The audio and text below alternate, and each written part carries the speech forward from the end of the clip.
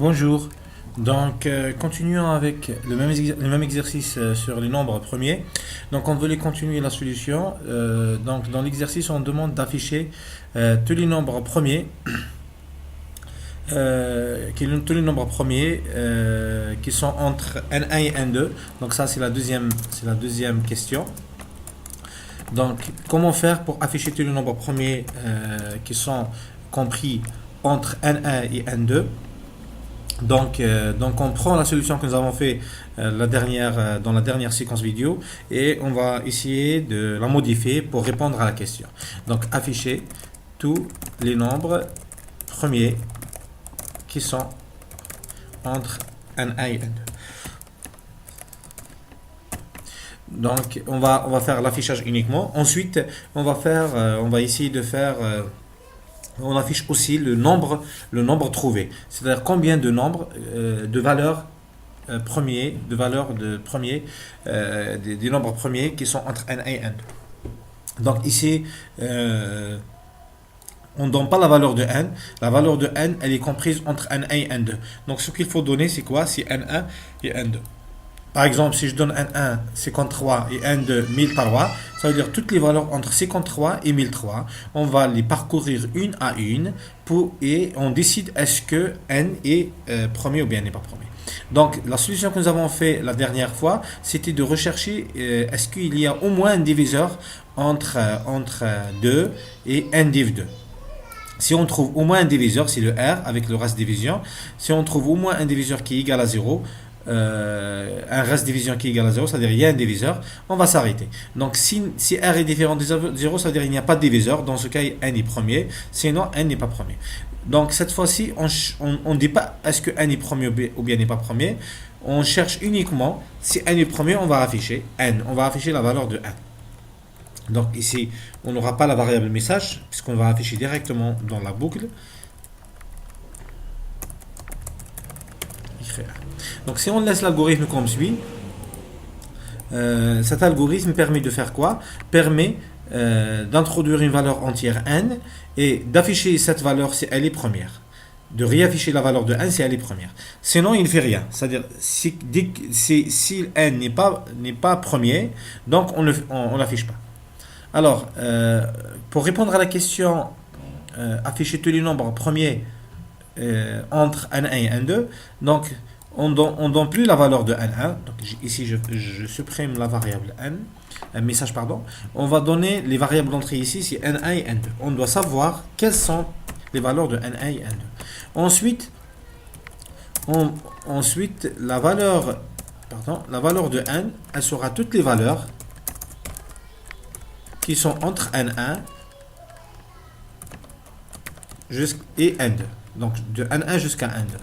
Donc il faut bien sûr déclarer les variables n1 et n2. Donc nous avons n, n1 et n2. Donc les variables d'entrée c'est n1 et n2.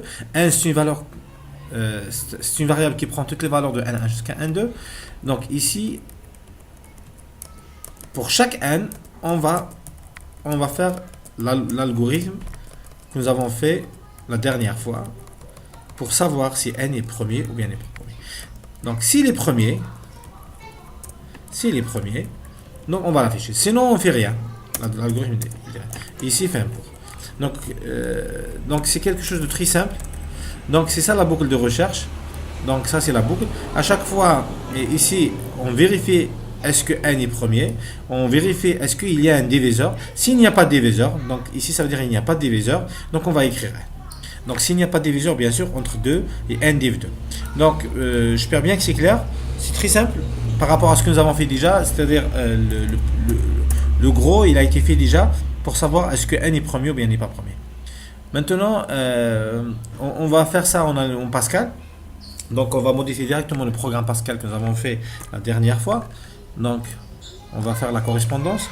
Ici on n'a pas de message, on ne va pas afficher un message, on va afficher uniquement les valeurs de n qui sont premiers et qui sont bien sûr entre n1 et n2. Ici on va donner, veuillez donner deux valeurs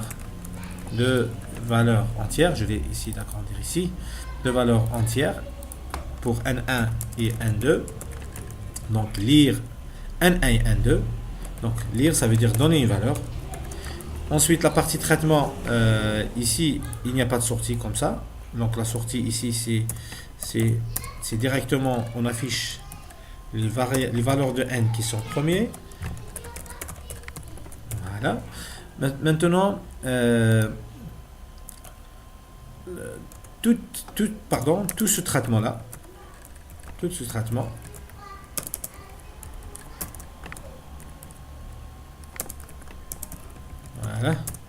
ce traitement, voilà, il est à l'intérieur d'une boucle for n reçoit la valeur de n1 jusqu'à la valeur de n2 do. Donc puisqu'il y a beaucoup d'instructions, il y a plus d'une instruction dans la boucle for, dans ce cas-là, le bloc des instructions qui appartient à for doivent être délimités obligatoirement par begin et end. Donc ici, c'est obligatoirement, on doit mettre begin et end. C'est pas facultatif, on n'a pas le choix. Voilà. Donc on va voir. On va voir l'exercice, comment ça va être. Donc ici, on va faire write ln, ou bien on va faire write plus un espace. Donc, à chaque fois qu'il affiche une valeur, il va faire un petit espace. Si vous voulez, on va faire ce caractère spécial. C'est une chaîne de caractère spécial qui sera affichée pour séparer entre les valeurs. Voilà. Donc, on va essayer de tester. J'enregistre. Je vais compiler. OK. Voilà. Je vais compiler. Il n'y a pas d'erreur. Et j'exécute. Donc, on va donner la valeur de n1 et n2. Donc, je vais donner par exemple entre, je sais pas, entre 1 et 100. Donc, il affiche toutes les valeurs 1, 2, 3, 5, 7, 11, 13. Donc, ici, 1 c'est un cas particulier. Donc, le 1, il n'a pas de diviseur entre 1 et lui-même, mais c'est pas un nombre premier. C'est pour cela on doit ajouter un petit test. Donc, il faut corriger l'algorithme que nous avons fait. Donc, si R égale à 0, donc ici, on va ajouter une condition. On va éliminer n1, la valeur 1, et n différent de 1. Donc, pour considérer que c'était premier. C'est un cas particulier. On va refaire. On va donner 1 et 100. Pardon. 1 et 100. Voilà les valeurs qui sont comprises entre 1 et 100. Donc, nous avons 2, 3, 5, 7, 11, 13, 17, 19, 23, 29, 31, 37. Tout ça, c'est des valeurs, c'est des nombres premiers. 97, etc. On va faire un autre test. On va faire entre 100 et 1000. Voilà, nous avons 101, 103, 107, 109. 109, il est premier, oui, il est premier, 109, oui, 113, 127, 131, etc., etc. Donc, j'espère bien que vous avez compris. Donc, toujours, si on vous demande d'afficher toutes les valeurs entre n et n2, entre deux seuils, c'est comme ça. Si vous demande d'afficher toutes les valeurs premières qui sont inférieures à 1000, donc dans ce cas, on n'a pas de variable d'entrée, on va faire de 1 jusqu'à 1000. Voilà. Donc on va augmenter un peu l'exercice. On va ajouter une petite question. On veut afficher en plus des nombres premiers, on veut afficher leur nombre. Combien de valeurs existent. Donc on va ajouter quoi? Donc pour chercher le nombre de valeurs qui ont vérifié la condition établie dans l'exercice, on va ajouter une variable qui s'appelle compteur. Donc on va faire l'abréviation ici CP. CP c'est pour compteur. Donc ça c'est le compteur. Donc le compteur au début il n'y a pas de valeur. Donc le compteur il est initialisé à 0. Le compteur, il est initialisé à 0. Voilà. Donc, à chaque fois qu'on trouve une valeur qui vérifie, ici, on va l'afficher. On va afficher cette valeur qui vérifie la condition. Ici, notre condition, c'est les variables. C'est une valeur, bien c'est un nombre premier. On va ajouter A à CP. Ça veut dire quoi, ajouter A à CP? Ça veut dire on a ajouté une valeur, on a trouvé une valeur. Dans ce cas, on va faire write ln ici.